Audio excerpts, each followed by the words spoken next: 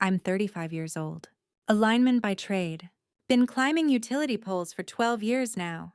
It's dangerous work, high voltage, extreme weather, heights that'll make your balls retract into your body cavity. But it pays well, especially with overtime. I'm talking 60 to 70 hours a week sometimes. The money's too good to turn down. Even when my body feels like it's been put through a meat grinder. I'm married to Jessica. We've been together for 10 years. Married for 8. She's a stay-at-home mom, which was always her dream. We've got 3 kids, Emma 7, Noah 5, and Mia 3. We live in a nice suburban house with a white picket fence and a green lawn. The whole American dream package, right down to the 5 kids and the mortgage. Every day, I come home exhausted, covered in dirt and sweat. Sometimes I don't even eat, just shower and crash. I don't see the kids as much as I want to. That shit hurts. But I tell myself it's worth it. They're safe, happy, fed, warm. Jessica handles the home stuff, clean house, warm meals. Kids are taken care of. I trust her completely. Or I did. The first sign of trouble started about 6 months ago. Jessica began complaining about being overwhelmed. Said cleaning the house and watching the kids was too much for her. I was confused. Isn't this what you wanted? I asked. To stay home with the kids? Yeah, but you don't understand how hard it is, she said, her voice tight.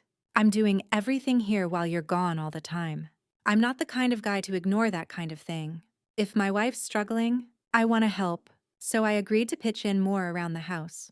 Started waking up earlier to take out the trash, do laundry, load the dishwasher. I'd come home and help with bedtime routine, clean up toys, wipe down counters, prep for the next day. Weekends became work days instead of rest days. I started cooking meals in bulk for the week, trying to stay ahead of the game.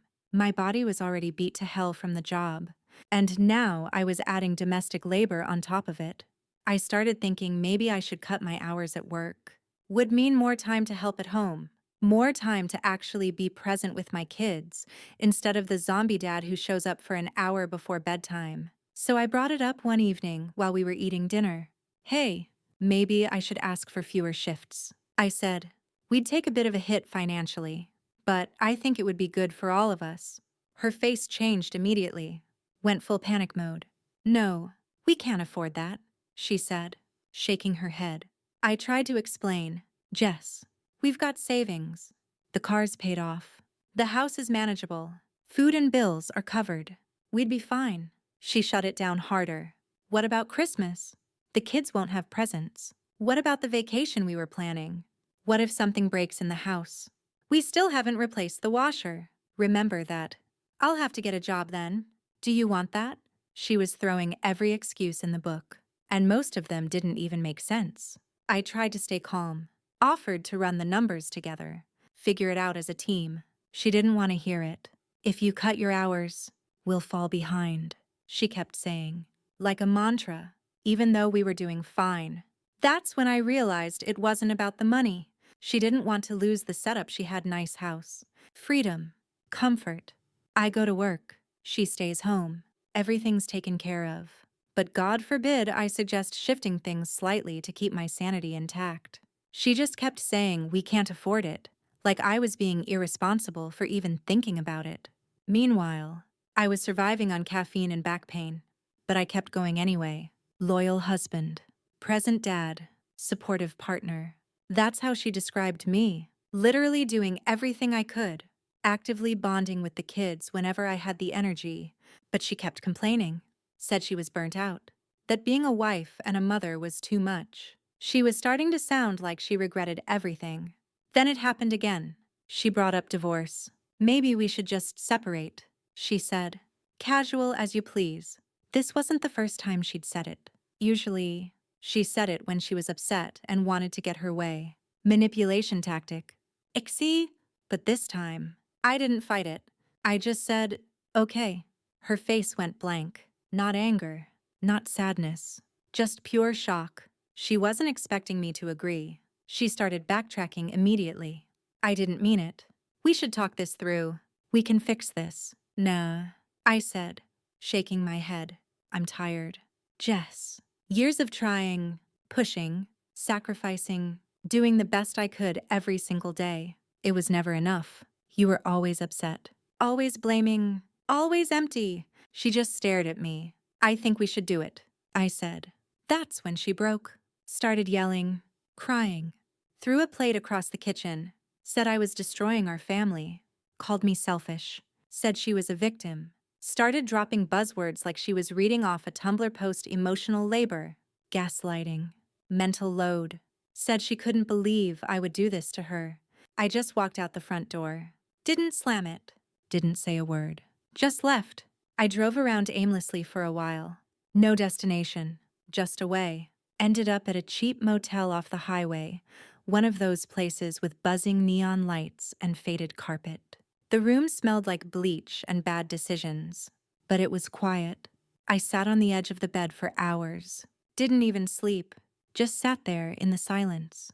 Felt the pressure in my chest start to ease. Like I dropped a backpack I didn't know I'd been wearing for years. Early morning came. Sun not even up yet. I decided to head back to the house, not for her, but for the kids. I slipped quietly through the front door. House was still dark. Everyone asleep. I made a cup of coffee in the dark, like I used to. Sat at the kitchen table, sipping it in silence. Just wanted to see my kids before their day started. Just wanted a small moment of normal. When the kids woke up, I helped them get ready for school, made them breakfast, packed their lunches. Emma looked up at me with those big eyes that are just like her mother's. "Are you and Mommy fighting?" she asked. I knelt down to her level. "Yeah, kiddo, we are. But that's grown-up stuff. Okay, you just focus on being a kid. Mommy and I both love you more than anything." She nodded, but I could see the worry in her eyes. "That shit kills me." I saw them off to school, then went back inside. Jessica was up now, standing in the kitchen with her arms crossed. "We need to talk," she said. "Yeah, we do," I agreed. "But I'm done fighting. Jess, I'm done trying to fix something that's been broken for a long time." The argument started again, but I was committed to the divorce. Still not sure what happens next. Court, custody, lawyers. No clue. Might lose a lot. But for the first time in forever, I don't feel like I'm drowning. I can finally breathe. The next few weeks were a blur of paperwork and legal stuff. I moved out, got a small apartment closer to work. Jessica was furious at first, then tried to play the victim with our friends and family. Told everyone I was abandoning my family, that I was having a midlife crisis, that I was selfish. The truth was, I was just tired. Tired of working myself to death to provide a lifestyle she demanded, but wasn't willing to contribute to maintaining. Tired of coming home to complaints instead of appreciation. Tired of being the bad guy no matter what I did. My buddy Mike, another lineman I've worked with for years, took me out for beers a few days after I moved out. "So what really happened, man?" he asked. After we'd gotten a few drinks in us, I told him everything.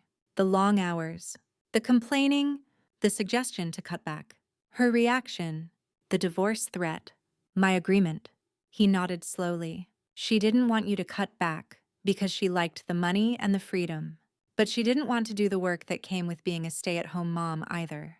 "Exactly," I said. "She wanted the title, not the job."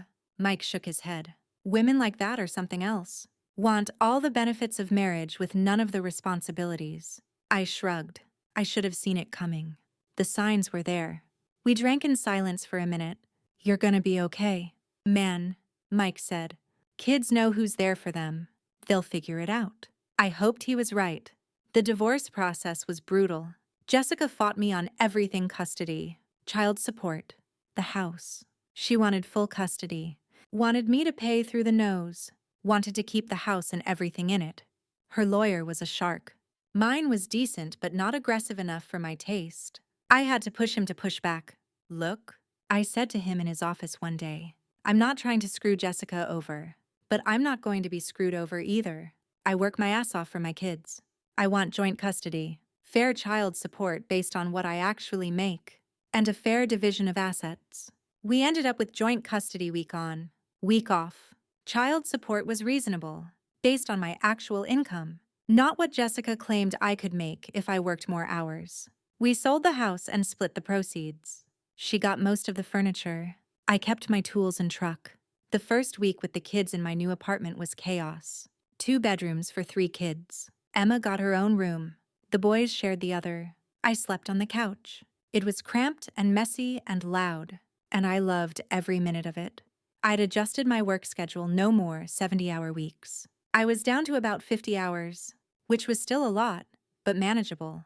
I was home every night in time for dinner. I helped with homework, gave baths, read bedtime stories. It was exhausting in a completely different way than before. This was a good exhaustion, the kind that comes from actually being present in your kids' lives. Jessica, on the other hand, was struggling. She'd had to get a job part-time receptionist at some dental office. She hated it, hated having to answer to someone, hated the rigid schedule, hated that she couldn't just do whatever she wanted whenever she wanted. The kids told me she was still complaining all the time. About work, about money, about how hard her life was, about me. Mommy says you left because you don't love us anymore. Noah told me one night while I was tucking him in. My heart clenched. That's not true. Buddy, I left because Mommy and I couldn't get along anymore. But I love you guys more than anything. That's why I'm here now. Right. Taking care of you. He nodded, but I could see the doubt in his eyes. That shit cuts deep. I tried not to badmouth Jessica to the kids, no matter how much I wanted to. She was their mother, and they needed to have a relationship with her. But it was hard when she was filling their heads with poison. About 6 months after the divorce was finalized, I ran into Jessica at the grocery store. She looked tired. Really tired? Dark circles under her eyes, hair pulled back in a messy ponytail, wearing clothes that looked like they'd been thrown on without much thought. "Hey," she said, stopping her cart near mine. "Hey," I replied, neutral. "How are you?" she asked, genuine curiosity in her voice. "Good. Kids are good. Work's good." She nodded. "That's good. I'm sorry about how things went down." I raised an eyebrow. "Are you?" "Yeah," she said, looking down. I didn't realize how good I had it until it was gone. I didn't say anything, just waited. "I'm struggling," she admitted. "The job, the kids, the house. It's a lot." "Yeah," I said. "It is." "I was wrong," she continued. "About everything. About you working so much. About not helping more. About all of it." I nodded. "I appreciate you saying that. Is there any chance we could, try again?" she asked. Hopeful. I looked at her. Really looked at her. At the woman I'd loved, the mother of my children, the person who'd made me feel like nothing I did was ever good enough. "No," I said, shaking my head. "I don't think so." Her face fell. "Why not?" "I've changed. I realize now what I had." "I'm glad you realize that," I said. "But I'm in a different place now. I'm happy. The kids are happy. We've got a good thing going. But we could be a family again," she insisted. "We are a family, Jess," I corrected. "Just not in the way we used to be. And that's okay." I paid for my groceries and left her standing there, looking lost. Part of me felt bad for her. Another part of me, the part that had been beaten down for years, felt a sense of justice. She was finally experiencing the consequences of her actions. That night, after I'd put the kids to bed, I sat on my small balcony with a beer, looking out at the city lights. My phone buzzed a text from Jessica. "I'm really sorry for everything. I hope you can forgive me someday." I stared at the message for a long time before typing back. "I already have, for the kids' sake, if nothing else. But we can't go back. Only forward."